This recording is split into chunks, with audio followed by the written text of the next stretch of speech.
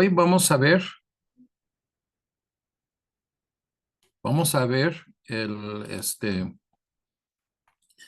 ese folleto que hice hace unos años, salvo pero no testificando.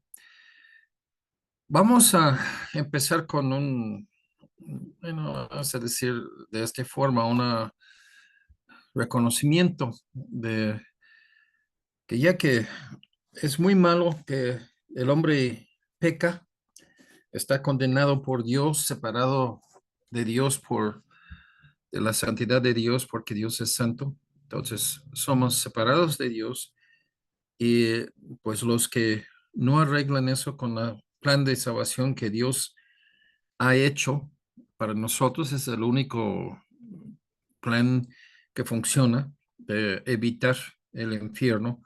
Y esto es porque tiene que quitarnos la maldad, el pecado de nosotros y poner la justicia de Jesucristo en nuestro lugar. Pero siendo salvos, hermanos, Dios nos salva por una razón. No es porque somos tan bonitos, tan inteligentes, tan nobles y de ninguna calidad. La razón por que Dios nos salva es porque nos ama. Entonces, no debemos ser conchudos. Dios nos salva y eso es algo que Él ve nuestro carácter. Vamos a decirlo de esta forma. Dios da misericordia cuando ve en nuestros corazones que queremos la misericordia. Si queremos la misericordia, quiere decir que practicamos la misericordia. Entonces, es una cosa que Dios no acepta, que te da a ti misericordia para que seas salvo y que tú no tienes nada de misericordia en tu vida para hacia otras personas. Y esto, hermanos, es una cosa que, vamos a decirlo de esta forma, este, se ve tu misericordia por medio de cómo tratas a otras personas. La cosa sobre todo es de compartir con ellos la salvación que tú tienes. Si no estás en un plan de eso, entonces no tienes la misericordia que Dios quiere. Dios quiere ver. Y esto es una cosa que este, Dios está siempre motivando a nosotros, quiere la salvación de nosotros. Y si Dios quiere la salvación de los seres humanos, debe ser la cosa que consume a nosotros. Cuando no lo es, la persona es conchudo pues al fin de cuentas, yo quiero salvación para mí, pero a los demás no me importa. Esto es lo que Dios no le gusta ver. Y entonces, cuando vemos esto, vamos a ver unos versículos sobre la salvación, de qué tan importante es. ¿Ok? Antes de todo, ya que lo voy a decir algo general, fue un gran hecho que Jesús, para salvarnos, Jesús se encarnó y murió en la cruz. Entonces, es un gran hecho. Y se ve, si Dios quiso tanto esa cosa, es la cosa más importante, debe ser de mucha importancia para nosotros. Marcos 5:19 y más. Jesús le dijo, vete a tu casa, a los tuyos, y cuéntales cuán grandes cosas el Señor ha hecho contigo y cómo ha tenido misericordia de ti.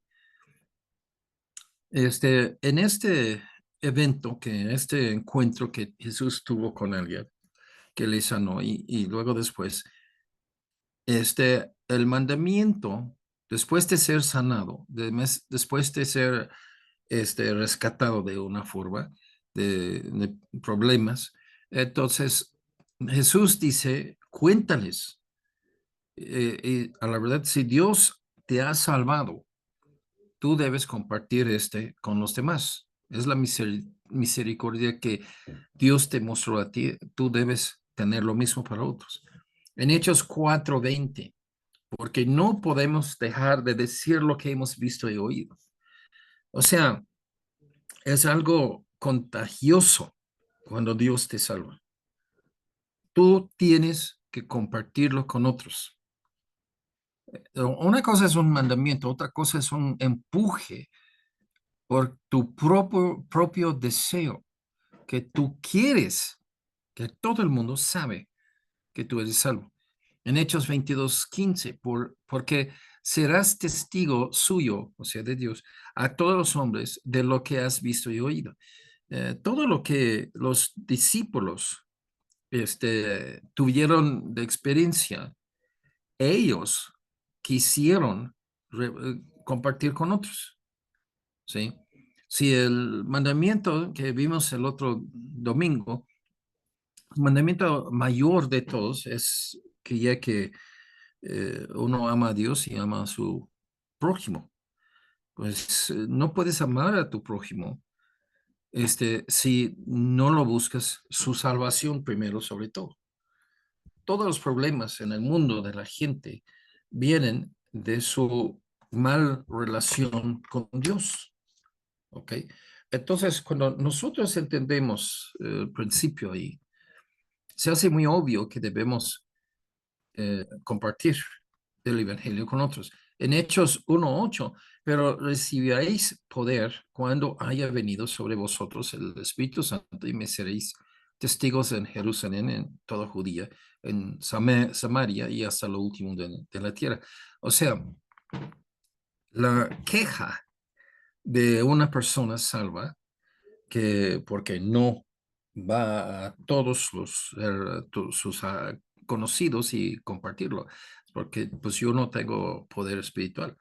Pero ahí en el día de Pentecostés, Dios dio desde ahí todo lo demás del tiempo hasta la fecha que ya Dios dio el Espíritu Santo cuando una persona recibe el Señor. El Espíritu Santo trae el poder de Dios para que puedas testificar. Entonces, no hay excusa, no hay excusa. Si no tienes poder es porque no estás buscando el poder que Dios te regala. En Marcos 8:38, porque el que se avergonzare de mí y de mis palabras en esta generación adúltera y pecadora, el Hijo del Hombre se avergonzará también de él cuando venga en la gloria de su Padre con los santos. Imagínate que en un tiempo futuro Dios va a hacer juicio a toda la humanidad. Se pone todo en un gran plaza y todos ahí. Y Dios dice, todos son pecadores, empiezan a inclinar la plaza como desliza todos. Y unos levantan la mano, pero Señor, yo soy uno de los tuyos. Y Jesús saca a esa persona de ahí, saca otro, y espera, saca otro. Y cuando tú levantas la mano y que tú dices, yo soy uno de los tuyos, dice, no, tú tuviste vergüenza de mí. Él va a tener vergüenza de ti en aquel tiempo. Esa es la idea, que nosotros, o sea, no tenemos, como dije en la mañana, pelos en la lengua, en que nosotros queremos declarar al mundo que soy hijo de Dios. Mateo 10:32, a cualquiera pues que me confiese delante de los hombres, yo también le confesaré delante de mi Padre que está en los cielos. Eso no es una obra, hermanos, es un fe. La fe que uno tiene que le salva, tiene que ser público. No hay nada secreto. Si es secreto, no existe. Tú no puedes decir, "Oh, a la verdad yo sigo a Dios, pero yo no quiero que la gente me ve que estoy siguiendo a Dios". No eres salvo. ¿Ok? Tú tienes que tener de nuevo que con mucha énfasis que declaras que ya que eres salvo. Mateo 28:19. Jesús, antes de terminar el libro del Evangelio de Mateo, las últimas palabras casi, por tanto, ir y hacer discípulos a todas las naciones. Lo hace un discípulo porque tú eres un discípulo. Tú eres un seguidor de Jesús. Siendo un un seguidor de Jesús, un discípulo de él, tú inculcas otras personas en lo mismo, bautizándoles en el nombre del Padre, del Hijo, del Espíritu Santo, enseñándoles que guarden todas las cosas que os he mandado. ¿Tienes orgullo de Cristo o te avergüenzas de él? En Romanos 1:16, Pablo presentó esta situación. Dice, porque no me avergüenzo del evangelio. O sea, la cosa que te mete en el cielo es el evangelio. Entonces, ¿cómo ya que puedes decir que yo tengo vergüenza de ello y no lo quiero que la gente me asocia con Cristo? Eres parte del cuerpo de Cristo. Entonces, ¿cómo eres parte? Nosotros que vamos a la iglesia cada domingo, estamos declarando que somos parte del cuerpo de Cristo. Estamos confesando a Cristo. ¿Sí? ¿Por qué? Porque el evangelio, o sea, nuestra relación con la salvación, este es el poder de Dios para salvarnos, si tú tienes fe de eso. Juan 15:16, no me elegiste vosotros a mí, sino que yo os elegí a vosotros y os he puesto para que vayáis y lleváis fruto, vuestro fruto permanezca. Ok, ¿qué es el fruto? Pues muy claro que Pablo dijo que el fruto del Espíritu Santo es los dones, así en Gálatas 5:22 y 23. Pero también el fruto son otras personas que tú ya que vas ahí a testificarles y ellos se van contigo al cielo. En Romanos 1:14, a griegos y a no griegos, a sabios y a no sabios, soy deudor. O sea, la obligación de testificar y presentar el evangelio, predicar el evangelio para que se vayan al cielo, son de todo el mundo, todo el mundo. Y nosotros tenemos una obligación, una deuda con todos los inconversos para explicarles el plan de salvación. Debemos hacerlo lo mejor que podamos y todo tiempo que podamos, todas las oportunidades. Segunda de Corintios 5:20. Así que somos embajadores en nombre de Cristo, como si Dios rogase por medio de nosotros. Os rogamos en el nombre de Cristo, reconciliaos con Dios. Nosotros somos intercesores. Todas las personas que son salvos tienen la obligación de explicar y tratar de reconciliar otros seres humanos con Dios por presentarle el Evangelio. Esto es lo que estamos haciendo.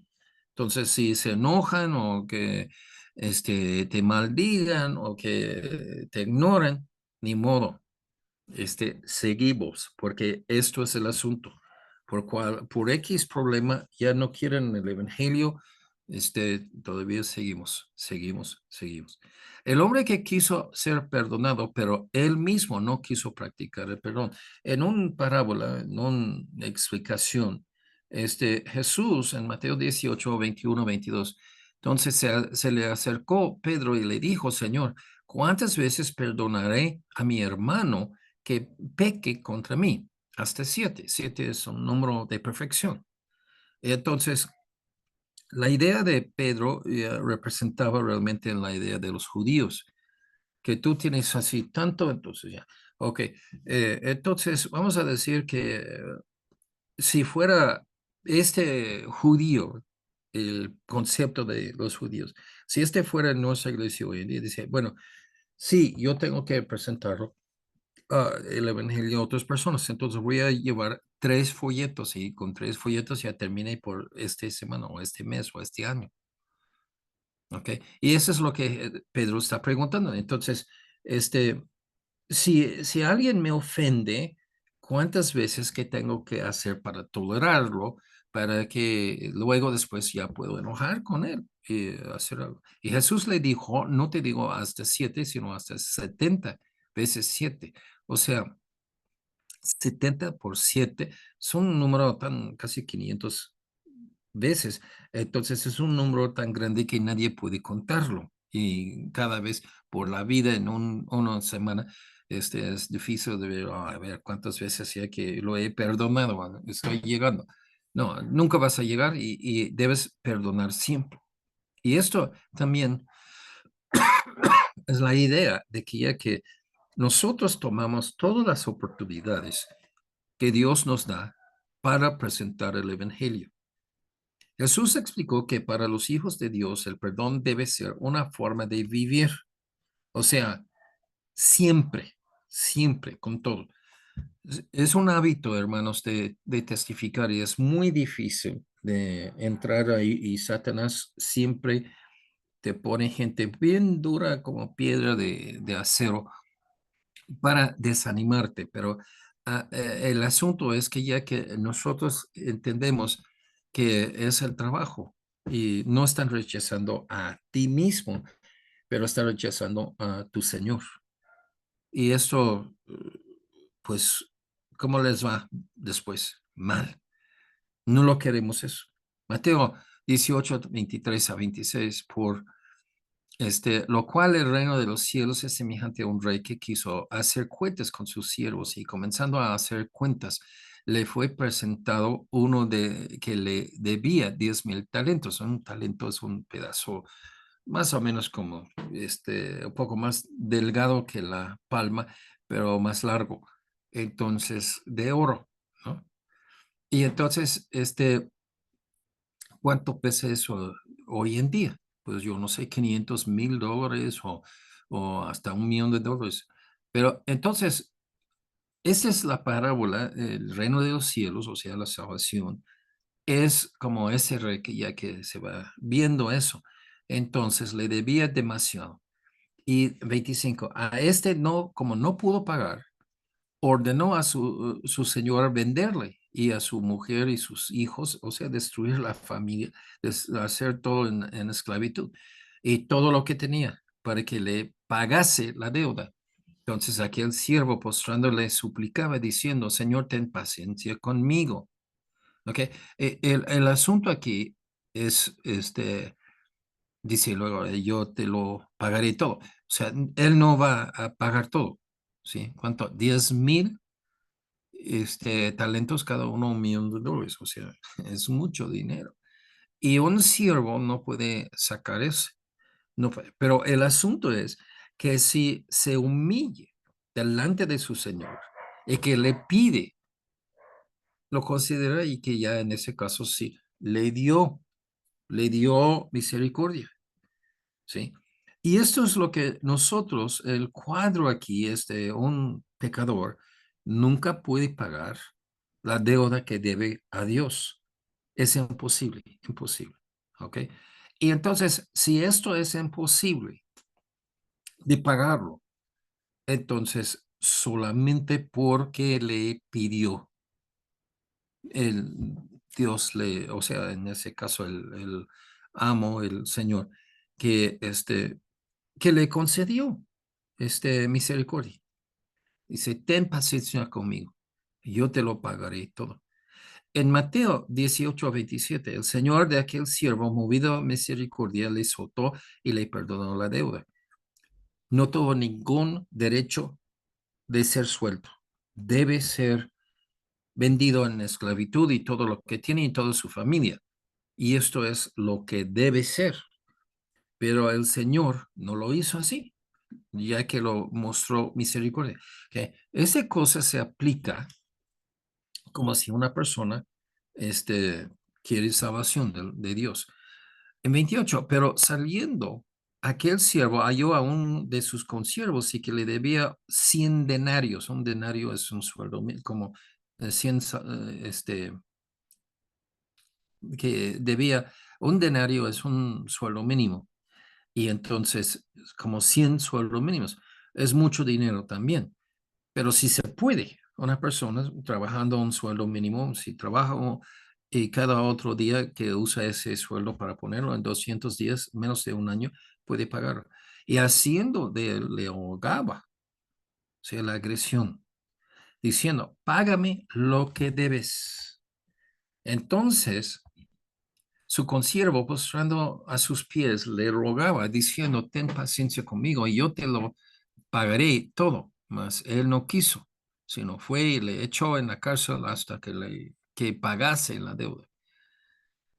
El asunto aquí Y esto es lo que ya que tenemos que entender. Dios dice, la cosa que te salva es la misericordia de Dios. Tú no tienes ningún derecho de exigir que ya que Dios hace a un trato especial contigo. Y eso es porque todos somos pecadores. ¿Ok? Entonces, Dios respondió por la humildad de la persona que confiesa sus pecados, se hace contrito delante de Dios y que pide por misericordia. Dios, pues probablemente, ya que en todos los casos que Dios va a dar este misericordia. Pero cuando tú no tienes misericordia, o sea, quiero para mí, en mi caso, que me salvas, me perdonas, pero no piensas que yo voy a practicar esta misma cosa para otras personas, mis consiervos. Y ahí es donde gira esa cosa muy feo. O sea, el dinero realmente no tuvo que ver, sino que si uno vive la misma regla de la misericordia que uno quiere que Dios, o si no lo vive. O sea, no puedes querer la misericordia para ti solo y no haces nada para que otros gusten de la misma. Y ahí es donde aplicamos esto con eso del evangelismo. Si tú eres salvo, si no eres salvo, pues ya, olvídate todo eso, lo que estoy hablando. Tú debes buscar la salvación frente de Dios, si no eres salvo. Pero si tú eres salvo, es una, voy a usar la palabra obligación, pero no es obligación, es lo que debe ser, es digno. Tú debes buscar, tú debes buscar a otros que tienen el mismo misericordia que Dios mostró contigo. Si no, eres un ingrato. Versículo 31. Y viendo sus consiervos lo que pasaba, se entristecieron mucho y fueron y refirieron a su señor todo lo que había pasado. O sea, no hay forma que Dios no ve lo que haces en tu vida. Dios es Dios, sabe todo, está en todo, todo su omnipresencia es en todo lugar. Él sabe. Sí, entonces llamándole a su señor y le dijo, siervo malvado. O sea, y esto, hermanos, comprende, si somos salvos, tenemos la justicia de Dios. ¿Dónde está? Porque Jesús no tomó esa actitud. Él no era pecador, pero vino por todos modos a salvar a los pecadores. O sea, entonces esa es la actitud que debemos hacer, seguir a Jesús. Pero dice, siervo malvado, aquella deuda te perdoné porque me rogaste. La única razón por qué fue perdonado el siervo es porque le pidió, lo estaba rogando. Dice, ¿no deberías tú también tener misericordia de tu consiervo como yo tuve misericordia de ti? Busca la misericordia para sí, pero no para los demás. No voy a tocar a nadie más. O sea, dice, tú no mereces la misericordia. Y esto es la cosa, hermanos. No somos, no vamos a ser motivados para evangelizar. Los testigos dice, bueno, hay nada más 144 que va al cielo. Ok, está bien. ¿De quiénes son? Bueno, vamos a escoger de los más diligentes, lo más que gasta horas y horas y horas en la calle, luchando así para otras personas en testigos de Jehová.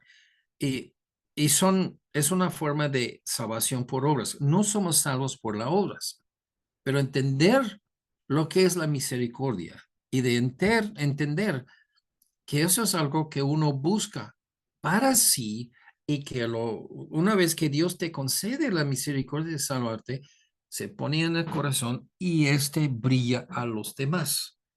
Tú muestras misericordia a los demás. ¿Cómo? Pues como lo tratas a los demás, pero sobre todo, hermanos, se está hablando sobre no agresivo hacia otros, sino de buscarles la salvación que Dios te dio a ti. Si no tienes esto, no eres digno del cielo. Entonces su señor enojado le entregó a los verdugos y hasta que pagase todo lo que le debía. O sea, ¿qué quiere decir eso? Así también mi Padre Celestial hará con vosotros si no perdonáis de todo corazón cada uno a su hermano sus ofensas. La actitud tiene que ser que tú estás buscando el perdón, pero mostrando el perdón. Tú tienes el perdón porque lo brías, el mismo perdón que Dios te perdonaste, entonces te perdonó. Entonces tú también estás anunciando este perdón. En Gálatas 6, 7 y 8 dice que ya que vas a cosechar lo que siembras. ¿Eres un siervo, una luz para Dios? Esa es la pregunta. Filipenses 2:15, para que seáis irreprensibles y sencillos, hijos de Dios sin mancha en medio de una generación maligna y perversa, en medio de la cual resplandeceáis como luminarios en el mundo. ¿Okay? Este, Dios nos salva con un propósito. El propósito es que ya que nosotros somos parte de lo que Dios está salvando al mundo. ¿Qué parte tenemos? Y esto es simplemente anunciar, predicar el evangelio. Por tu vida diaria, eso es donde entra eso. Tú quieres para ti perdón que transforme tu vida. No eres como antes. Estás escribiendo un evangelio de buenas noticias por las acciones y las palabras que presentas cada día. Vamos al Antiguo Testamento, a la historia de Jonás. Jonás fue un profeta de Dios. Dios le dijo, tengo un pueblo que no es judíos, no son judíos, estas personas, y entonces quiero que vas ahí a predicar el evangelio. Dice, en Nínive. Y Dios dice, sí, en Nínive es por aquí, por la derecha, entonces yo voy a la izquierda. Yo voy a huir de esto. Ellos no son dignos de ser salvos. No, no. ¿Quién es digno de ser salvo? Nadie. Entonces, en el versículo 1:3, Jonás se levantó para huir de la presencia de Dios, de Jehová, a Tarsis, y descendió a Jope y halló una nave que partía para Tarsis, y pagando su pasaje entró en ella para irse con ellos a Tarsis, lejos de la presencia de Jehová. En 11, le dijeron, ¿qué haremos contigo? O sea, ya vino un tormenta, él estaba dormido y ellos ya le despertaron así a Jonás y que dice, ¿por qué duermes ya que todos vamos a morir en ese tormenta? Entonces le dijeron, ¿qué haremos? Y Jonás dice, bueno, ese vino por mí, por mi culpa. Discúlpame. Dice, ¿qué haremos contigo para que el mar se nos aquieta? Tú eres el problema, entonces, qué hacemos para que ya que nosotros todos no morimos, haremos contigo para que el mar nos aquieta, porque el mar se iba embraveciendo más y más. En 3:5, y los hombres de Nínive, ya que lo echen así en el mar, o sea, dice, dar la vuelta y lleva esa nave ahí a Nínive. No, mejor que me muero. Yo quiero que me muero antes que ya que yo voy ahí a testificar a esos paganos. ¿Mm? Ok, le echaron en la mar y ya, un gran pez le tragó, lo llevó así, no por nave, pero adentro de la panza de ese pez y lo escupió así en la orilla, en la playa de Nínive. Entonces Jonás, bien molesto, ¿sí? Molesto. ¿Cómo es que una persona se molesta cuando hay una oportunidad de testificar de lo que le salva a él y se molesta porque tiene que decirlo a otros? Cuando ese dice, Jesús dice que ya que el que tiene vergüenza de mí, no voy a reconocerle en el día de juicio. O sea, ¿cómo? Y entonces se fue y predicó, gran ciudad de Nínive. Dice, bueno, ni modo, ya yo voy a hacer lo que Dios me está forzando de hacer, pero a fin de cuentas son paganos, ya ellos no van a hacer caso de Dios y no van a ser salvos y van a van al infierno por todos modos. Y en Jonás 3:5, y los hombres de Nínive creyeron a Dios. O sea, uno no sabe el corazón de otros, debe testificar. Y sembrar la semilla, predicar el evangelio, y ni modo, que pasa, que pase. Si la gente rechaza a Dios, es entre ellos y Dios. Y si la gente acepta a Dios, es entre ellos y Dios. Uno es nada más un siervo humilde en el plan de Dios. Proclamando ayuno, se vistieron de Cecilio, de Cecilio, desde el mayor hasta el menor de ellos. Todos se arrepintieron. Era una cosa de nacional, de toda la ciudad. Sí, pero no, Jonás no pensó que nadie iba a responder, pero todos. Entonces Jonás 4:1. Pero Jonás se apesadumbró en extremo, se enojó. O sea, peor de los casos es un cristiano que no quiere testificar. Dios le empuja a ella a testificar y testificando dice, "Ay, ok, ya arrepiéntete, arrepiéntese ya que Dios te salva." Y se responden ¡ah! Y que se molesta más, ¿sí? El punto aquí es lo que lo vemos, aunque Jonás era un creyente, de lo que sabemos, ya que era un creyente, un profeta de Dios, un predicador, pero su actitud no era nada de Dios, ¿no? Era una cosa horrible.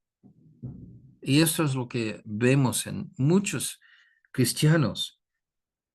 Si ellos, o sea, algo pasa y están escondiéndose realmente de que la gente no saben que ellos son, entonces que son cristianos, entonces se esconden y aún así que sale la sopa, ¿no? Que yo soy un cristiano. Y entonces, y Dios usa esa persona para que otros sean salvos y se molesta. ¿Cómo es posible? ¿Cómo es posible? Qué coraje que debe dar a Dios que uno de los suyos no quiere identificarse con Cristo. Esto es la mera cosa. Si tienes fe, tu vida se muestra esta fe. Eso es lo que vimos en Santiago, ¿no? La fe muerta no sirve para nada, no es salvo. Y la fe viva tiene que tener evidencias. Esas son obras que de Santiago. ¿Eres un siervo de Dios o no? Mateo 21:28 hasta 30. Pero, ¿qué os parece? Un hombre tenía 2 hijos y acercándose al primero le dijo, hijo, ve hoy a trabajar en mi viña. Y respondiendo él, dijo, no quiero, pero después arrepintió y se fue. Y acercándose al otro, le dijo de la misma manera y respondió él, dijo, sí, señor, voy, pero no fue. O sea, en la luz de Santiago, ¿cuál tuvo la fe, o sea, el respeto a su padre y hizo la voluntad de su padre? ¿Y quién que no? Palabras son muy fáciles de decir sí o decir no, pero luego lo que cuenta con Dios es esas evidencias, si lo haces o no lo haces. Y esto, aunque un cristiano se hace hesitante o que no lo hace, no lo toma la oportunidad. Aunque una persona lo hace esto, siendo un cristiano, Dios te respeta si después te arrepientas y lo haces. Eso es lo que cuenta. ¿Qué hiciste a fin de cuentas? Mateo 21:31. ¿Cuál de los dos hizo la voluntad de su padre? Jesús habla así con sus discípulos. Dijeron ellos, el primero. Jesús les dijo, de cierto os digo que los publicanos y rameros van delante de vosotros al reino de Dios. ¡Wow! ¡Qué insulto! A prostitutas y gente que nada más están o adorando a su Dios, que es el dinero, se van a entrar en el cielo porque ellos, siendo así tan grandes pecadores, si ellos obedecen a Dios, a fin de cuentas, se arrepienten y obedecen a Dios, van a entrar. Y estos que son judíos y todos los religiosos y todos los, vamos a decir, los rabís y lo demás, no van a entrar en el cielo. Y esto es que ya que decía, ¿qué pecadores que eran? Pero a fin de cuentas se arrepintieron y hicieron la voluntad de Dios y están en el cielo.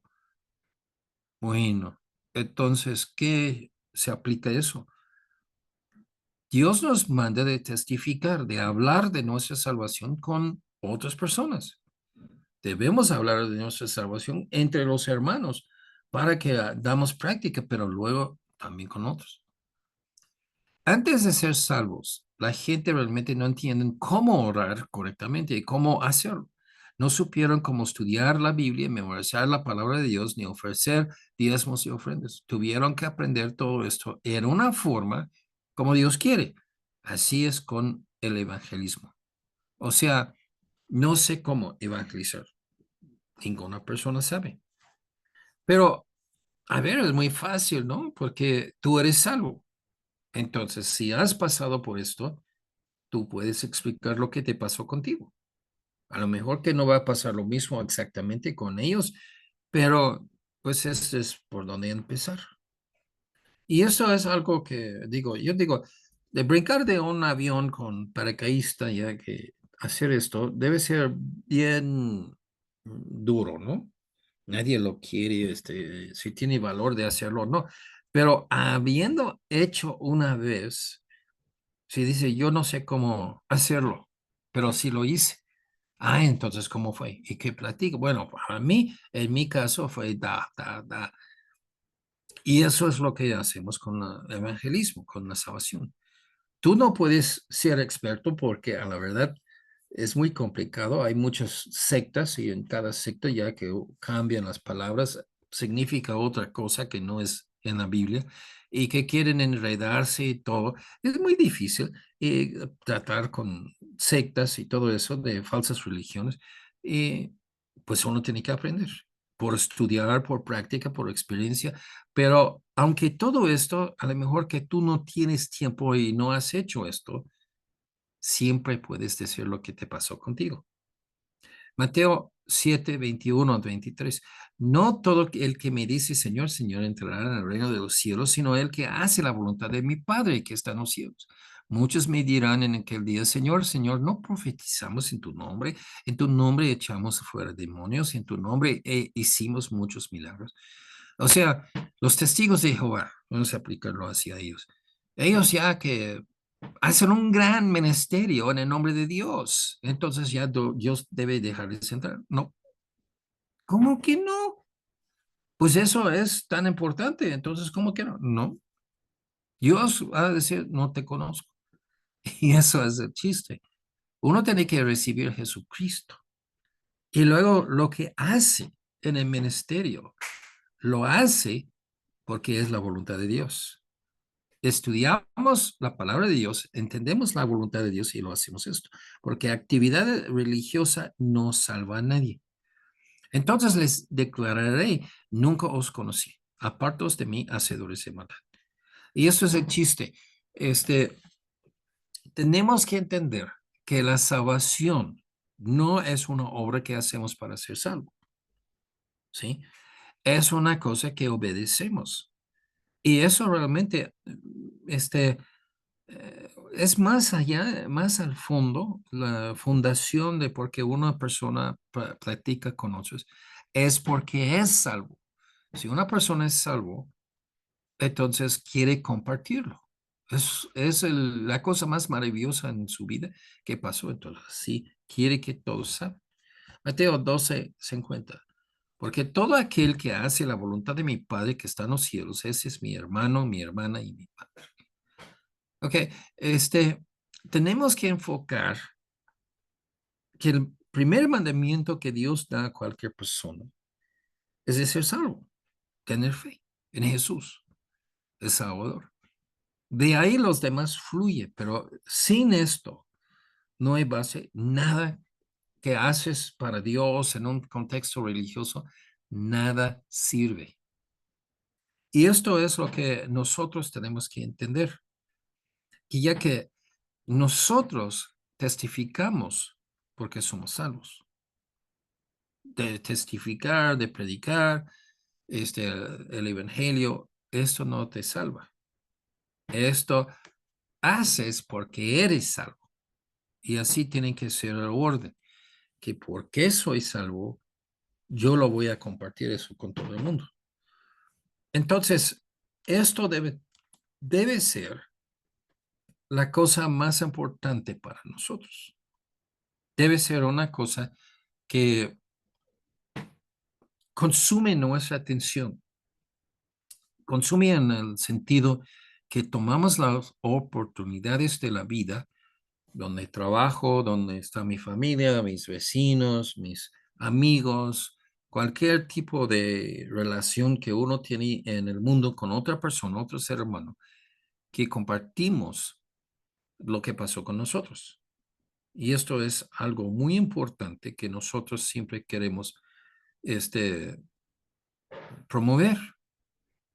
Eso es algo que es un reflejo de lo que pasó conmigo adentro de mi vida. Y si es así, entonces, bueno, yo no sé, la cosa mejor que yo puedo, la forma mejor que yo puedo amar a Dios y amar a mis prójimos es de compartir el evangelio con ellos. Con eso vamos a terminar.